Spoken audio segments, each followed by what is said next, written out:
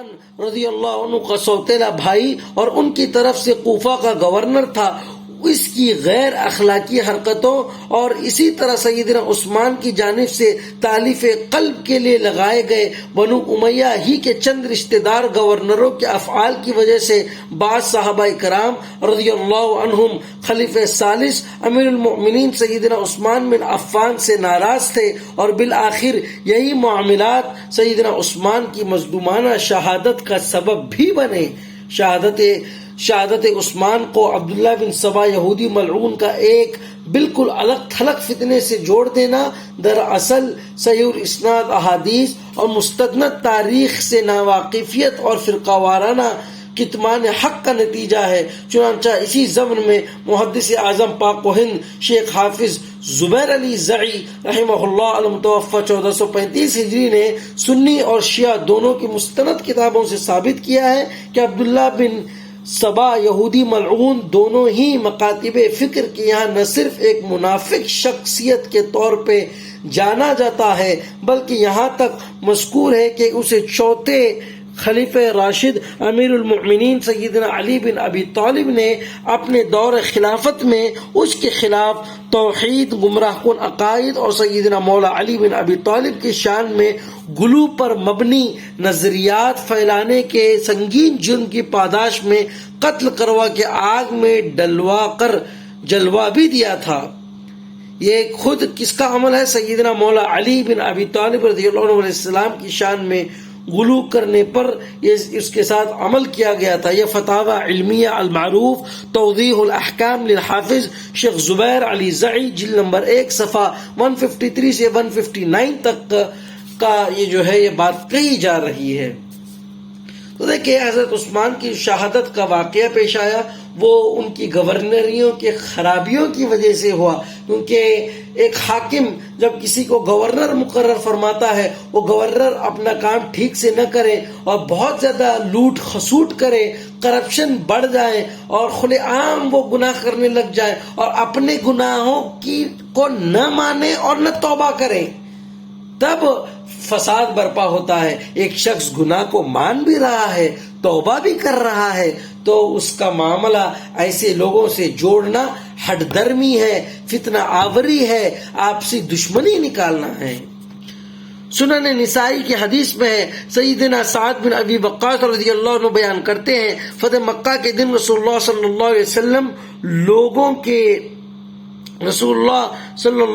وسلم نے لوگوں کو امان دے دی، یعنی جان بخشی کا اعلان فرما دیا، مگر 4 مردوں اور 2 عورتوں کے متعلق حکم فرمایا، انہیں قتل کر دو، خواہ یہ کعبے کے پردوں سے کیوں نہ چمٹے ہوں، یعنی جان بچانے کے لیے کعبے کی حرمت کا سہارا لیں تب بھی قتل کر دو، کیونکہ ان 4 کے جرائم ناقابل معافی تھے۔ ان 4 میں اکرمہ بن ابی جہل، ابو جہل کے بیٹے، عبداللہ بن خطل، مقیس بن سباوہ اور عبداللہ بن سعد بن ابی سرہ شامل تھے۔ چنانچہ عبداللہ بن خطل کعبے کے پردوں سے چمٹے ہوئی حالت میں پکڑا گیا تو اس کی طرف سیدنا سعید بن حریث رضی اللہ عنہ اور سیدنا عمار بن یاسر رضی اللہ عنہ دونوں لپکے، مگر سیدنا عمار جو جوان آدمی تھے اس لیے پہلے جان پہنچے اور اسے مار ڈالا۔ اسی طرح مقیس بن سباوہ بازار میں لوگوں کے ہتھے چڑھ گیا اور وہیں مارا گیا۔ البتہ اکرمہ بن ابی جہل فرار ہو کر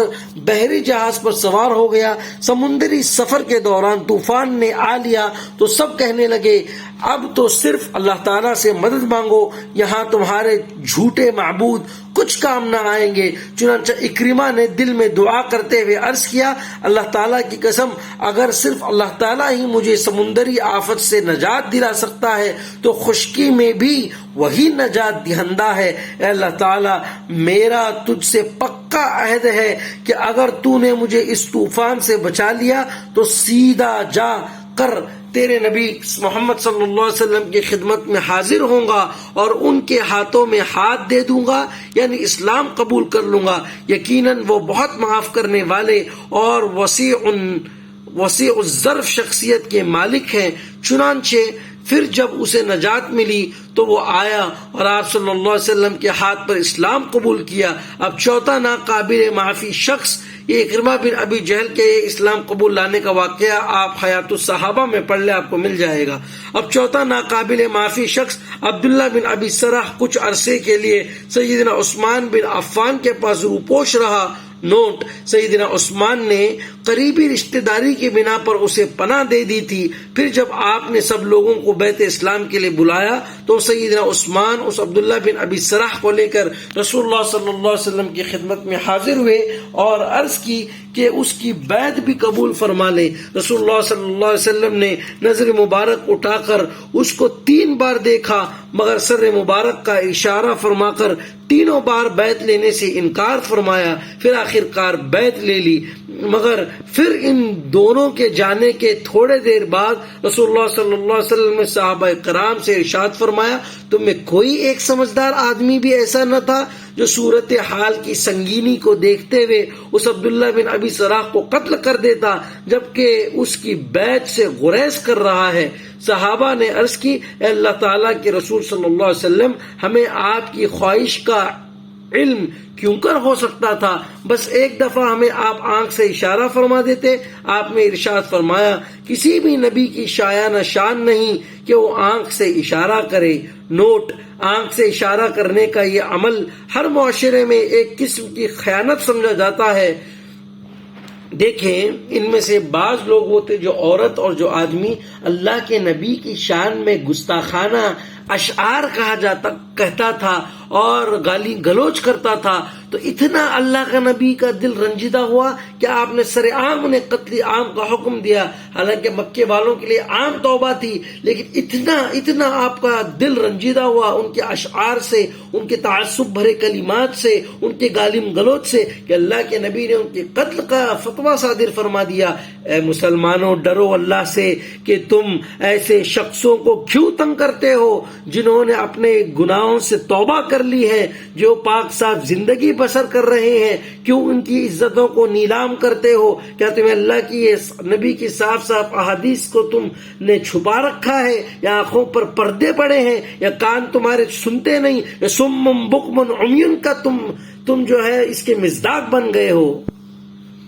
سنن نسائی کی حدیث میں ہے، سیدنا عبداللہ بن عباس رضی اللہ عنہ نے اللہ تعالیٰ کے فرمان، جو کوئی کفر کرے اللہ تعالیٰ کے ساتھ سوائے اس کے کہ جسے مجبور کیا جائے تو اس کے لیے بڑا عذاب ہے۔ النحل آیت نمبر 106 کی تفسیر میں فرمایا کہ اس حکم کو منسوخ کر دیا گیا، اور پھر اللہ تعالیٰ نے حکم نازل فرمایا، پھر بے شک آپ کا رب بہت بخشنے والا مہربان ہے ان لوگوں کو جو فتنے میں ڈالے گئے تھے، پھر انہوں نے ہجرت کی، پھر جہاد کیا اور صبر کیا۔ النحل آیت نمبر 110 سیدنا عبداللہ بن عباس رضی اللہ عنہ نے فرمایا، سورۃ النحل کی یہ آیت جس میں شرح صدر ہونے کے باوجود کفر کرنے کا ذکر ہے، یہ آیت عبداللہ بن ابی سرح کے بارے میں ہے جو سیدنا عثمان کی طرف سے مصر کا گورنر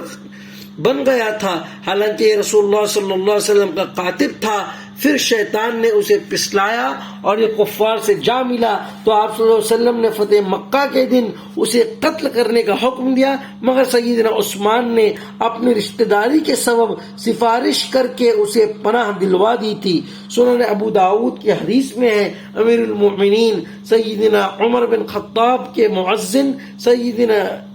اقرا تابعی رحمۃ اللہ علیہ بیان کرتے ہیں کہ سیدنا عمر نے مجھے ایک پادری کے پاس بھیجا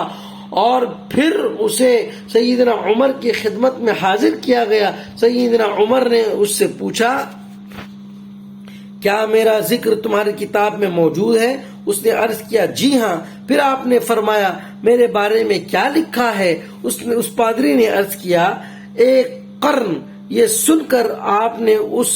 پر مارنے کے لیے درہ تان لیا، پھر پوچھا، کس قسم کا قرن؟ اس نے عرض کیا، شدید مضبوط اور سخت امانت دار۔ حضرت عمر کے بارے میں وہ پادری کہہ رہا ہے۔ سیدنا عمر نے یہ سن کر 3 بار یہ دعا کی، اللہ تعالیٰ عثمان پر رحم کرے۔ نوٹ: سیدنا عمر اس پیش گوئی کو سمجھ گئے کیونکہ انہیں مندرجہ بالا صحیح الاسناد احادیث میں آئے واقعات کی روشنی میں سیدنا عثمان کی یہ بشری کمزوری خوب معلوم تھی۔ سیدنا عمر نے پھر سوال کیا، اس سیدنا عثمان کے بعد آنے والے کا کیا ذکر ہے؟ اس نے عرض کیا، وہ تو لوہے میں ہی لپٹا رہے گا، یعنی جنگوں میں ہی مصروف رہے گا۔ یہ سن کر سیدنا عمر نے اپنا ہاتھ اس کے سر پر رکھا اور فرمایا، اے نالائق، اے نالائق، یہ کیا کہہ رہا ہے؟ اس نے عرض کیا، امیر المومنین، بے شک وہ یعنی سیدنا علی ایک نیک سیرت خلیفہ ہوگا، لیکن اس کا خلیفہ بنائے جانے کے وقت تلوار نیام سے نکالی جا چکی ہوگی اور خون بہایا جا رہا ہوگا، یعنی مسلمانوں میں باہمی خانہ جنگی شروع ہو چکی ہوگی۔ جامع ترمذی کی حدیث میں ہے، سیدنا ابو بکر رضی اللہ عنہ کا بیان ہے کہ رسول اللہ صلی اللہ علیہ وسلم نے ایک دن صحابہ سے پوچھا، کیا تم میں سے کسی نے کوئی خواب دیکھا ہے؟ ایک شخص نے عرض کیا، جی ہاں، میں نے یہ دیکھا کہ آسمان سے ایک ترازو اترا جس میں آپ صلی اللہ علیہ وسلم اور سیدنا ابو بکر کو تو تولا گیا تو آپ بھاری نکلے، اور پھر سیدنا عمر اور سیدنا ابو بکر کو آپس میں تولا گیا تو سیدنا ابو بکر بھاری ثابت ہوئے۔ پھر سیدنا عمر اور سیدنا عثمان کا وزن کیا گیا تو سیدنا عمر کا وزن زیادہ نکلا، پھر وہ ترازو واپس آسمان کی طرف اٹھا لیا گیا۔ یہ سن کر ہم نے دیکھا کہ آپ کے چہرے انور پر ناگواری کے آثار ظاہر ہو گئے، یعنی شہادت عمر کے بعد معاملات میں تغیر آنے لگے۔ یہ مشکات شریف میں بھی آپ کو حدیث مبارکہ یہ مل جائیں گی۔ صحیح بخاری اور صحیح مسلم کی حدیث میں ہے کہ سیدنا عبداللہ بن عباس رضی اللہ عنہ کا بیان ہے کہ ایک شخص رسول اللہ صلی اللہ علیہ وسلم کی خدمت میں حاضر ہوا اور عرض کیا، میں نے آج رات خواب میں دیکھا کہ ایک چھتری نما بادل سے گھی اور شہد ٹپک رہا ہے اور لوگ اسے اپنی ہتھیلیوں میں سمیٹ رہے ہیں، کوئی زیادہ اور کوئی کم لے رہا ہے۔ پھر اچانک ایک رسی دکھی جو زمین سے آسمان تک تنی ہوئی تھی۔ پھر میں نے آپ صلی اللہ علیہ وسلم کو دیکھا کہ اس رسی کو پکڑ کر اوپر چڑھ گئے۔ پھر آپ صلی اللہ علیہ وسلم کے بعد ایک اور آدمی اسی رسی کو پکڑ کر اوپر چڑھ گیا۔ پھر اس کے بعد ایک اور دوسرے شخص نے اسی رسی کو پکڑا اور اوپر چڑھ گیا۔ پھر ایک تیسرے شخص نے اسی رسی کو پکڑا تو وہ رسی ٹوٹ گئی، مگر پھر اس رسی کو اس شخص کے لیے جوڑ دیا گیا۔ یہ خواب سن کر سیدنا ابو بکر نے عرض کیا، اے اللہ کے رسول صلی اللہ علیہ وسلم، میرے ماں باپ آپ پر قربان، مجھے اس خواب کی تعبیر بیان کرنے کی اجازت دیجیے۔ آپ نے فرمایا، ٹھیک ہے، تعبیر کرو۔ سیدنا ابو بکر نے عرض کیا، بادل سے مراد اسلام ہے اور اس سے ٹپکنے والا گھی اور شہد قرآن اور اس کی شیرینی ہے، اسے اور کوئی زیادہ اور کوئی تھوڑا حاصل کر رہا ہے، اور آسمان سے زمین تک لٹکنے والی رسی وہ دین حق ہے جس پر آپ قائم ہیں۔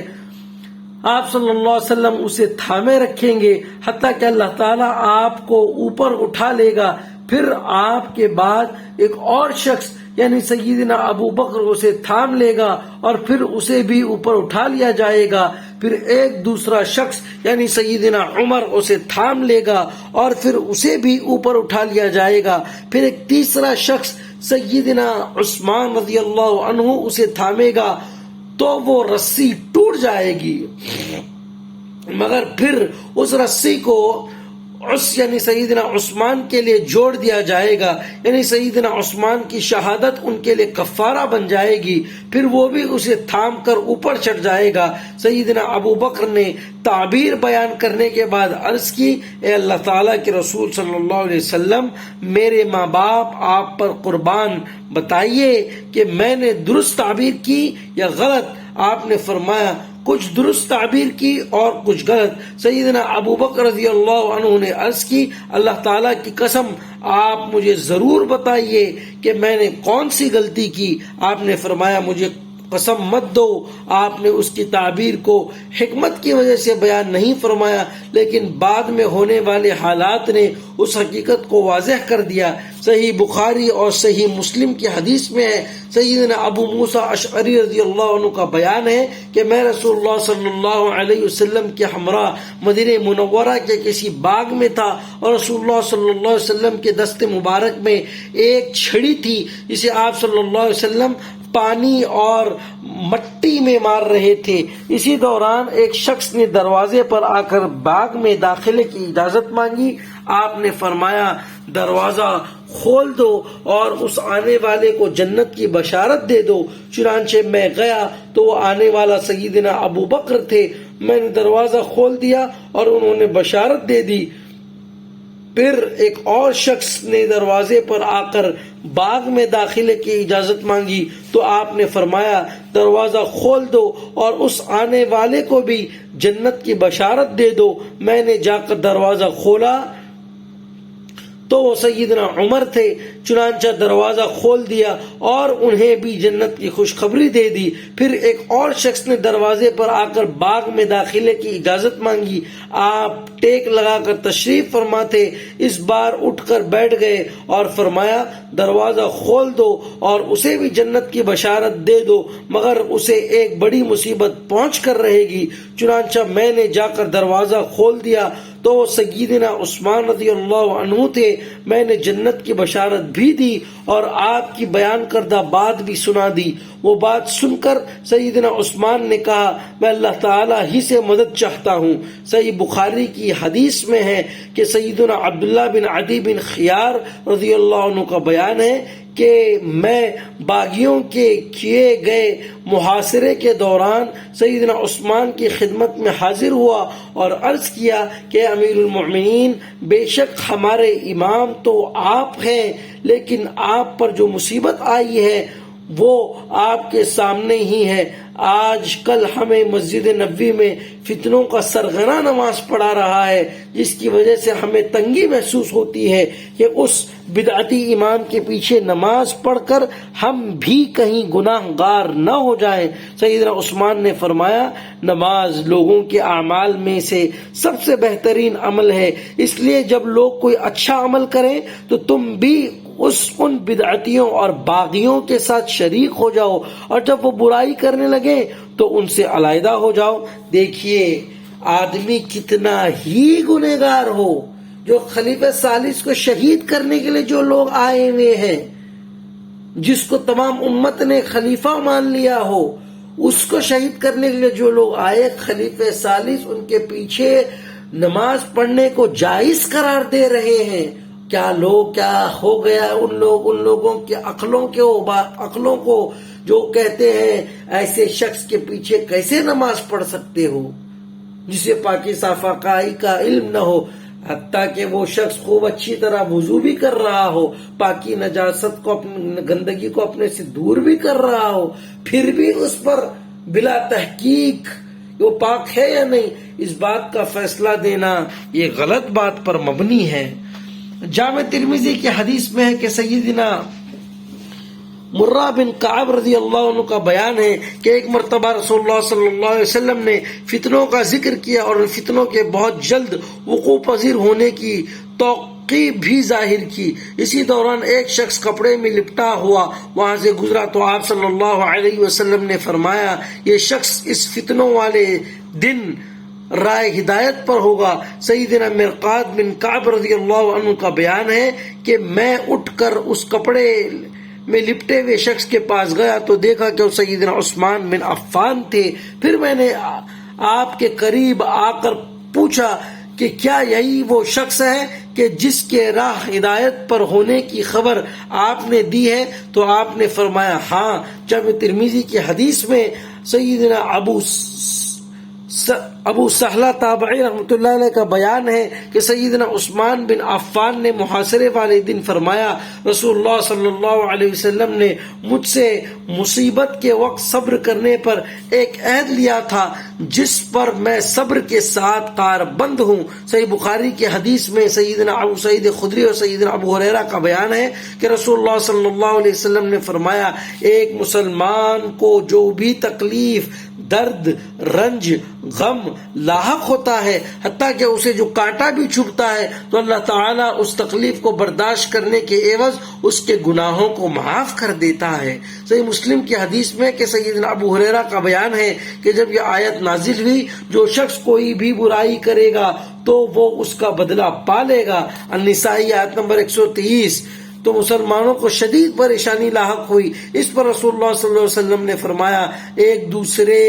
کو حق کی تلقین اور اصلاح کرتے رہو، کیونکہ مسلمان کو پہنچنے والی ہر مصیبت میں گناہوں کا کفارہ ہے، حتیٰ کہ معمولی سا دکھ اور کانٹا چھپ جانے پر بھی اس کے گناہ معاف کر دیے جاتے ہیں۔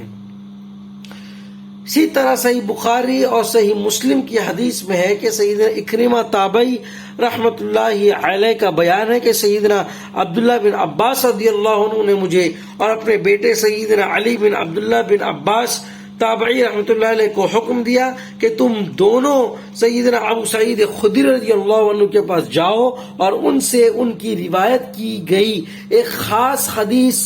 سنو۔ چنانچہ جب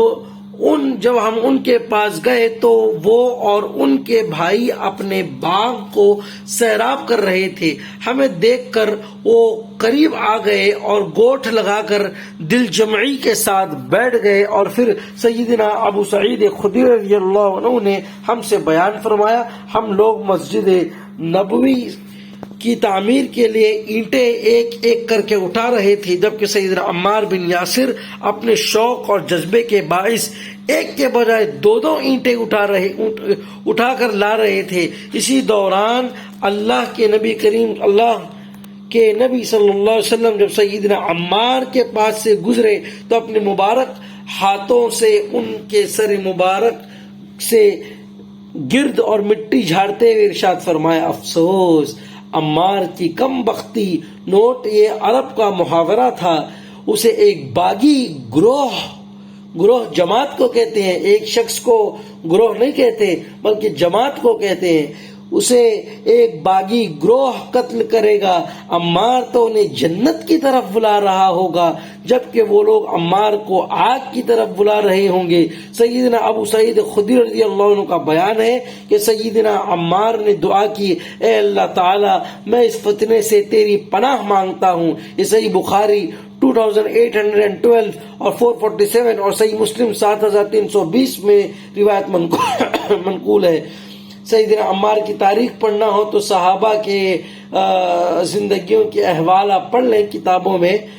کتاب جات کے نام اب ذہن نشین میرے نہیں ہے، تاریخ خلفاء اور راشدین میں عمار کی سیرت بھی دیکھ لیں، یا سیرت الصحابہ میں بھی عمار کی سیرت اور کردار پڑھ لیں، آپ کو ان کی کردار کا علم ہو جائے گا۔ مسند احمد کی حدیث میں ہے، سیدنا کلثوم تابعی رحمۃ اللہ علیہ کا بیان ہے کہ ہم واسط جو عراق کا ایک شہر ہے میں سیدنا عبدالعلی تابعی رحمۃ اللہ علیہ کے پاس بیٹھے تھے کہ اچانک وہاں ایک شخص کو دیکھا جن کا نام تھا سیدنا ابو الغادیہ رضی اللہ عنہ۔ انہوں نے پانی مانگا تو ایک چاندی کے نقش و نگار والے برتن میں ان کے لیے پانی لایا گیا، مگر انہوں نے پینے سے انکار کر دیا، اور پھر رسول اللہ صلی اللہ علیہ وسلم کا ذکر کرتے ہوئے بڑی حسرت کے ساتھ بیان فرمایا کہ آپ نے ہم سے یہ ارشاد فرمایا تھا، دیکھنا میرے بعد دوبارہ کافر نہ بن جانا کہ ایک دوسرے کی گردنیں مارنے لگ جاؤ۔ پھر سیدنا ابو الغادیہ رضی اللہ عنہ مزید فرمانے لگے کہ ایک موقع پر میں نے ایک شخص کو دیکھا کہ وہ فلاں میری ایک محبوب شخصیت کا تذکرہ برائی کے ساتھ کر رہا تھا، تو میں نے کہا اللہ تعالیٰ کی قسم اگر لشکر میں تو میرے ہتھے چڑھ گیا تو تجھ سے نمٹ لوں گا۔ پھر جب جنگ صفین کا دن برپا ہوا تو اچانک وہی شخص مجھے میدان جنگ میں مل گیا، اس نے زرہ پہن رکھی تھی، مجھے زرہ میں ایک شغاف نظر آیا تو میں نے تاک لگا کر نیزہ مارا اور اسے مار ڈالا، لیکن پھر مجھے پتا چلا کہ وہ مقتول شخص تو سیدنا عمار بن یاسر تھے۔ یعنی اس وقت تک سیدنا ابو الغادیہ خود بھی سیدنا عمار بن یاسر کے اہم مرتبے سے ناواقف تھے۔ پھر سیدنا ابو الغادیہ کو ابو الغادیہ خود سے مخاطب ہوئے اور کہا تعجب ہے کہ ایک طرف تو ان ہاتھوں نے چاندی کے برتن میں پانی پینے کو تو پسند نہ کیا اور دوسری طرف سیدنا عمار بن یاسر کو قتل کر ڈالا، نعوذ باللہ من ذالک۔ مسند احمد کے، لیکن یہ خوب اچھی طرح مان لیں کہ جو جنگ جمل ہو، صفین بھی ہو، اس میں دونوں طرف سے حضرت مولا علی شیر خدا علیہ السلام رضی اللہ عنہ کے مقابل میں جو لوگ آئے وہ خطا پر تھے، غلطی ان سے بھی، لیکن ہم اس سے ان کے مراتب کو گھٹاتے نہیں۔ اگر ان کے صحابہ وہ ہے تو ان کو ہم صحابہ رسول ہی کہیں گے، ان کے لیے رضی اللہ عنہ ہی استعمال کریں گے۔ ان کا معاملہ اور حضرت علی کا جو معاملہ ہوگا وہ ہم اللہ کے سپرد کرتے ہیں، ان کی ذات کے بارے میں چھیمے گوئیاں نہیں کرتے۔ ہاں لیکن جو ان سے غلطیاں سرزد ہوئی اس کو ہم بیان کریں گے، جس طرح حضرت شیر خدا مولا علی کے جو صفات، جو فضائل، جو مناقب جو حدیث میں بیان ہوئے ہیں اس کو اسی طرح بیان کیا جائے گا جس طرح ہے۔ ان سے اگر کوئی غلط چیز ہو جائے اس کو بھی بیان کیا جائے گا، کیونکہ گناہوں سے پاک اور صاف صرف انبیاء کی ذات ہوتی ہے، غلطیاں ان سے بھی ہوتی ہے جس طرح حضرت آدم سے بھی غلطیوں سے پاک یہ فرشتوں کی ذات اور صفات ہے، اور غلطیوں سے بالکل پاک اور صاف رہنا اور کوئی بات میں بھی کسی بات میں بھی غلطی نہ کرنا، یہ اللہ تعالیٰ کی ذات اور صفات کا ملکہ ہے۔ حالانکہ فرشتوں کو بھی جو علم عطا کرتا ہے اللہ تعالیٰ وہ جوں کا توں اس پر عمل کرتے ہیں، حالانکہ انہوں نے بھی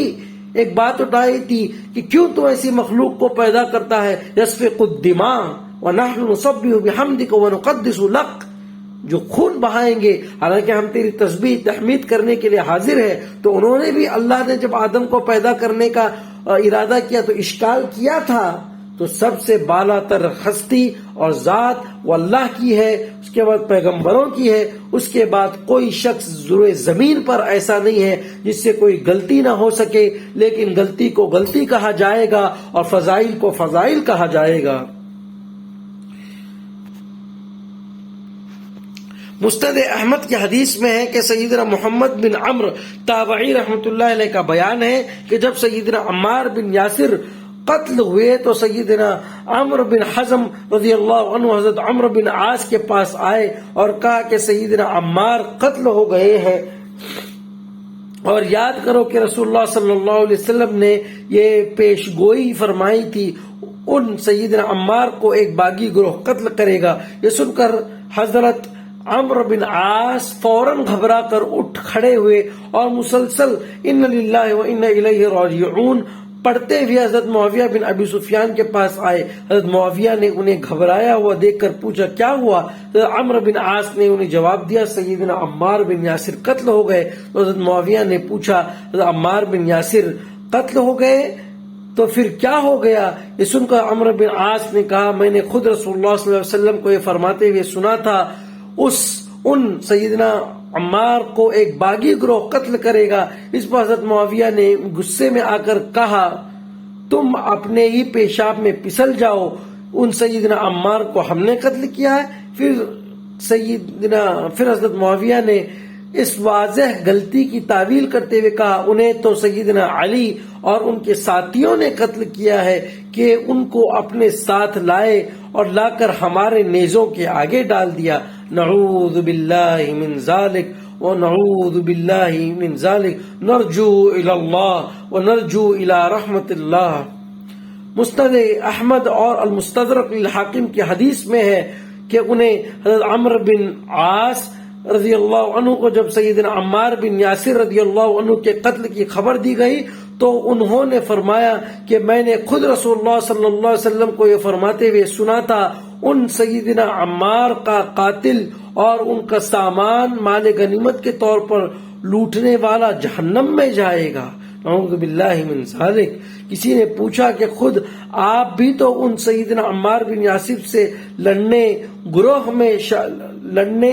والے گروہ میں شامل تھے؟ تو حضرت عمرو بن عاص نے بھی اس واضح غلطی کی تعویل کرتے ہوئے کہا رسول اللہ صلی اللہ علیہ وسلم نے تو صرف قاتل اور سامان لوٹنے والے کے لیے ہی جہنم رسید ہونے کا ذکر کیا تھا، نعوذ باللہ من ذالک۔ اسی لیے آپ حضرت عمرو بن عاص کی سیرت بھی پڑھے، وہ بھی جب انتقال فرمانے لگے تو عبداللہ بن عمرو بن عاص جو ان کے بیٹے اور سچے عاشق رسول سے، ان سے کہنے لگے میری زندگی کے 3 دور گزرے ہیں۔ پہلا دور تو وہ تھا کہ میں اللہ کے نبی کا سخت ترین دشمن تھا، اس حال میں اگر میں انتقال فرما جاتا تو میرا ٹھکانہ جہنم ہوتا۔ پھر وہ اللہ کے نبی کا دور آیا، ہم نے اسلام قبول کیا، ہم نے اللہ کے نبی کے ساتھ جنگیں کی، اگر اس حال میں بھی میں مر جاتا تو اچھی حالت میں ہوتا۔ پھر ایک وہ دور آیا جس میں میں فتنے اور فتن میں مبتلا ہو گیا، اب میں اپنے بارے میں شک میں پڑا ہوں کہ میرے ساتھ کیا انجام ہوگا۔ یہ خود حضرت عمرو بن عاص کے الفاظ ہیں، ان کی تاریخ آپ پڑھ کر دیکھ لیں۔ مغیرہ بن شعبہ کو یہ بڑا چالاک سمجھا جاتا عرب میں، اور وہ بھی اس میں امیر معاویہ کی طرف تھے، اور مدبر الرائے انہیں کہا جاتا تھا، اور غالب ان کی بھی سیرت کو آپ پڑھ کر دیکھ لیں کہ انہوں نے حضرت امیر معاویہ کو بھی رائے دی تھی کہ وہ یزید کے لیے بیعت لیں۔ صحیح مسلم کی حدیث میں ہے کہ سیدنا ابن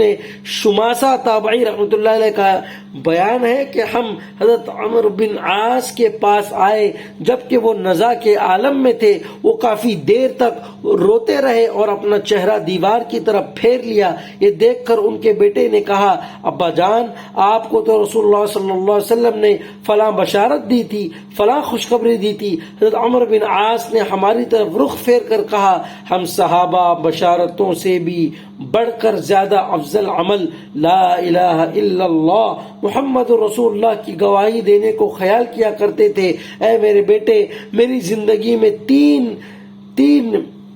ادوار گزرے ہیں۔ پہلے دور جاہلیت میں میرا یہ حال تھا کہ مجھ سے بڑھ کر کوئی اور شخص رسول اللہ صلی اللہ علیہ وسلم سے زیادہ نفرت رکھنے والا نہیں تھا، اور میری یہ شدید خواہش تھی کہ میرا بس چلے تو میں آپ صلی اللہ علیہ وسلم کو قتل کر ڈالوں، نعوذ باللہ من ذالک۔ اگر میں اسی دور میں مر جاتا تو یقیناً جہنمی ہوتا۔ پھر میری زندگی کا دوسرا دور اس وقت آیا جب اللہ تعالیٰ نے میرے دل میں اسلام کی محبت کو ڈال دیا تو میں رسول اللہ صلی اللہ علیہ وسلم کی خدمت میں حاضر ہوا اور عرض کی آپ صلی اللہ علیہ وسلم اپنا ہاتھ مبارک بڑھائیے، میں بیعت کرنا چاہتا ہوں۔ آپ نے اپنا دایاں ہاتھ مبارک آگے دراز فرمایا تو میں نے اپنا ہاتھ نیچے کھینچ لیا۔ آپ نے فرمایا کہ اے عمرو، یہ کیا حرکت ہے؟ میں نے عرض کیا کہ میں قبول اسلام سے پہلے شرط عائد کرنا چاہتا ہوں۔ آپ نے فرمایا کیا شرط ہے؟ میں نے عرض کیا مجھے اپنے گزشتہ گناہوں کی معافی چاہیے۔ آپ نے فرمایا کیا تجھے علم نہیں کہ اسلام لانے سے پچھلے تمام گناہ مٹ جاتے ہیں، اور حج کرنے سے بھی پچھلے تمام گناہ مٹ جاتے ہیں؟ پھر میں نے اسلام قبول کر لیا تو اس کے بعد تو آپ سے بڑھ کر مجھے کوئی اور محبوب نہ رہا، اور نہ ہی میری نگاہوں میں کوئی اور آپ سے زیادہ معزز رہا، اور آپ کی تعظیم کے باعث کبھی بھی آپ کو آنکھ بھر کے نہ دیکھ سکا، اور میری حالت یہاں تک ہوئی کہ اگر کوئی مجھ سے آپ علیہ وسلم کا حلیہ مبارک بیان کرنے کو کہے تو میں بیان نہ کر سکوں گا، کیونکہ میں نے آپ کو کبھی نظر بھر کے دیکھا ہی نہیں تھا۔ اس دوسرے دور میں اگر مجھے موت آ جاتی تو امید تھی کہ میں اہل جنت میں سے ہوتا۔ پھر میری زندگی کا تیسرا دور اس وقت آیا جب آپ صلی اللہ علیہ وسلم کے بعد ہمیں کئی ایسے معاملات حکمرانی سے متعلق اور پیش ہوئے کہ اب مجھے علم نہیں کہ میں ان میں کیسا رہا ہوں، یعنی برحق یا ناحق۔ اب جب کہ میں مر جاؤں تو رسم کے طور پہ میرے جنازے کے ساتھ کوئی نوحہ کرنے والی یا آگ اٹھانے والی نہ جائے۔ پھر جب تم مجھے دفن کر چکو تو میری قبر پہ سنت کے مطابق پانی کا چھڑکاؤ کرنا، اور میری قبر پر اتنی دیر ٹہر جانا کہ جتنا وقت ایک اونٹ ذبح کر کے اس کا گوشت بانٹنے میں لگتا ہے تاکہ اپنی قبر پر تمہاری موجودگی کے باعث گھبراہٹ سے محفوظ رہے اور اپنے رب کریم کے بھیجے ہوئے فرشتوں سے ہم کلامی ہو، یعنی قبر کے سوالات کے جوابات میں مجھے استقامت نصیب ہو سکے۔ اسی طرح مسند احمد کی حدیث میں ہے، جب حضرت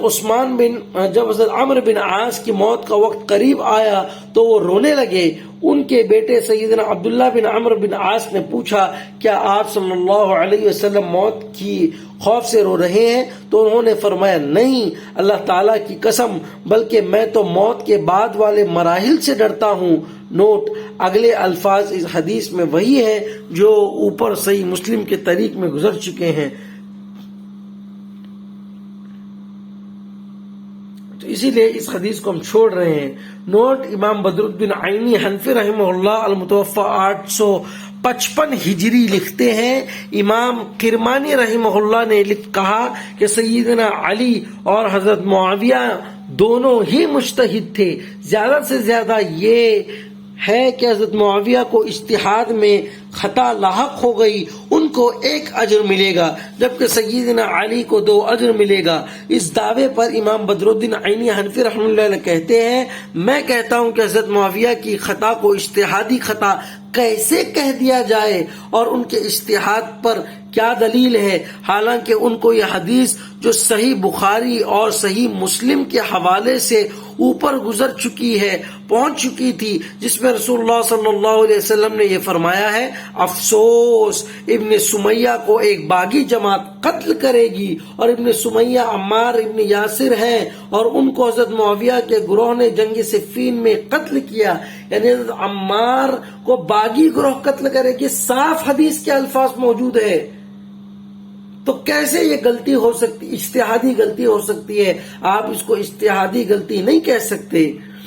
کیا حضرت معاویہ، ہاں اجتہادی غلطی آپ اماموں کے درمیان کہہ سکتے ہیں، جس طرح مساحرت کے مسئلے میں ہے۔ احناف کا مسلک یہ ہے کہ صرف چھونے سے مساحرت ثابت ہو جاتی ہے، بلکہ امام شافعی کا مسلک یہ ہے کہ چھونے سے شہوت کے ساتھ چھونے سے مساحرت کا حکم اس پر لگایا نہیں جائے گا، بلکہ لازمی طور پہ وطی کرنی ہوگی، تب مساحرت ثابت ہوگی۔ یہ اجتہادی مسئلہ ہے، اور احناف کے نزدیک بھی تبدیل مذہب کی بعض صورتوں میں جو ہے وہ اجازت دی گئی ہے۔ یہ اجتہادی مسئلہ آپ کہہ سکتے ہیں، لیکن حضرت امیر معاویہ سے جو غلطی ہوئی وہ اجتہادی غلطی نہیں تھی، بلکہ وہ غلطی تھی۔ المصنف ابن ابی شیبہ کی حدیث میں کہ سیدنا عبد الرحمن تابعی رحمۃ اللہ علیہ بیان کرتے ہیں کہ میں نے سیدنا علی بن ابی طالب رضی اللہ عنہ کے ساتھ نماز فجر ادا کی تو انہوں نے قنوت نازلہ پڑھی، جس میں یہ دعا فرمائی، اے اللہ تعالیٰ تو خود معاویہ اور اس کے شیعہ حامیوں سے نمٹ لے، اور عمرو بن عاص اور اس کے شیعہ حامیوں سے نمٹ لے، اور ابو سلمہ اور اس کے شیعہ حامیوں سے نمٹ لے، اور عبداللہ بن قیس اور اس کے شیعہ حامیوں سے نمٹ لے۔ یہ عبد الرحمن تابعی رحمۃ اللہ بیان کرتے ہیں کہ خود حضرت علی نماز